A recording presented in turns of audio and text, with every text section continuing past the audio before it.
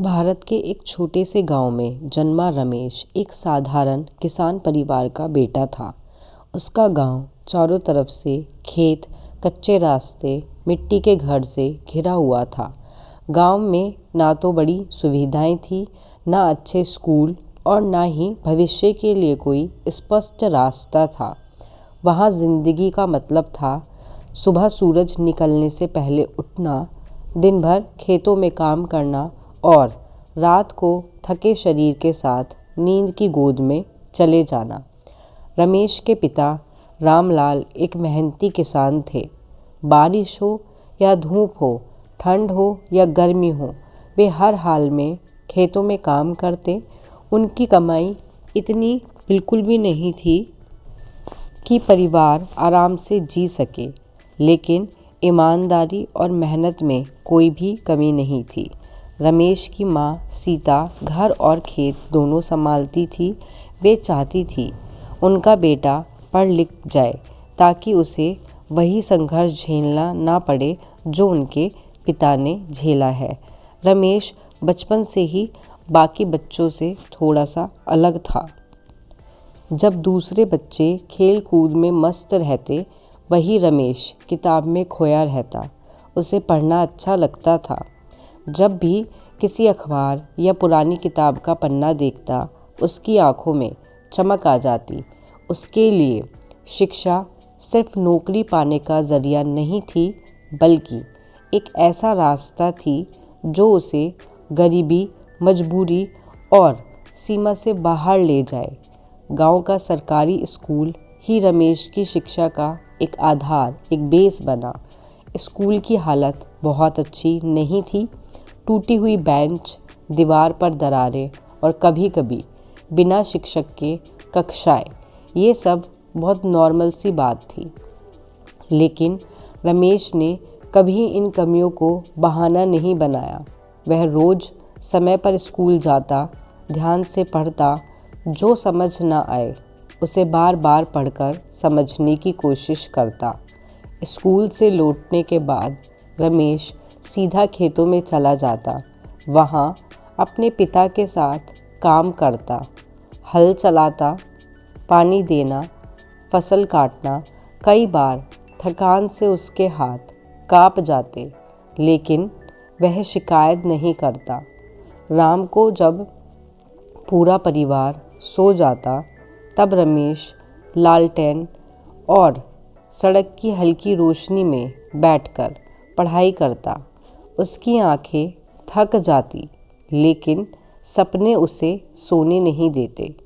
समय ऐसे ही बीतता गया। रमेश की मेहनत रंग लाने लगी। वह कक्षा में हमेशा अव्वल आता था। 10वीं की परीक्षा उसके जीवन का पहला बड़ा इम्तिहान थी।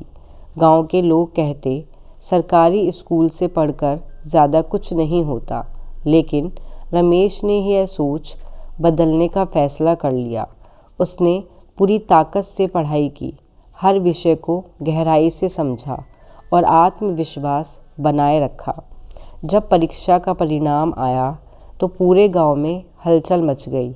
रमेश ने पूरे जिले में टॉप किया है। वह पल रमेश और उसके परिवार के लिए सपने के सच जैसा था। उसके पिता की आंखों में गर्व के आंसू थे और माँ की दुआएं रंग ला चुकी थी। गांव के वही लोग जो कभी शक करते थे, अब रमेश की तारीफ करते थे। लेकिन ये सफलता उसकी अंत नहीं थी, बल्कि एक नई शुरुआत थी। आगे की पढ़ाई के लिए रमेश को शहर जाना था। शहर का नाम सुनते ही उसके मन में डर और उत्साह दोनों थे। शहर का जीवन महंगा था। परिवार की आर्थिक स्थिति इतनी मजबूत नहीं थी कि आसानी से खर्चा उठाया जाए। फिर भी रमेश ने हार नहीं मानी, सवाल नहीं उठाए। उसने एक अच्छे कॉलेज में दाखिला लिया और शहर आ गया। शुरू के दिन बहुत ही कठिनाई हुई। एक छोटे से कमरे में कई लड़कों के साथ रहना, साधारण खाना और पैसे की तंगी, ये सब उसकी दिनचर्या का हिस्सा बन गए। कई बार ऐसा होता कि महीने के अंत में पैसे ख़त्म हो जाते और उसे बहुत सोच समझकर खर्च करना पड़ता था। पढ़ाई के साथ साथ रमेश ने पार्ट टाइम नौकरी शुरू कर दी। कभी वह ट्यूशन पढ़ाता, कभी लाइब्रेरी में काम करता, तो कभी छोटे मोटे काम करके पैसा जुटाता। दिन भर कॉलेज में काम के बाद रात को वह फिर से किताबों में डूब जाता। थकान उसे शरीर में थी, लेकिन हौसला उसके मन में था। कॉलेज के दिनों में कई बार रमेश ने खुद से सवाल किया, क्या यह सब सही है? क्या मैं यह कर पाऊंगा? लेकिन हर बार उसके अपने माता पिता का संघर्ष याद आता और वह फिर से खड़ा हो जाता। उसने सीखा कि असफलता को डर रास्ते का हिस्सा होता है, मंजिल नहीं। धीरे धीरे रमेश ने पढ़ाई में उत्कृष्ट प्रदर्शन करना शुरू कर दिया। प्रोफेसर उसकी मेहनत और लगन से प्रभावित थे। उसे स्कॉलरशिप मिली, जिससे उसकी आर्थिक परेशानी थोड़ी कम हुई।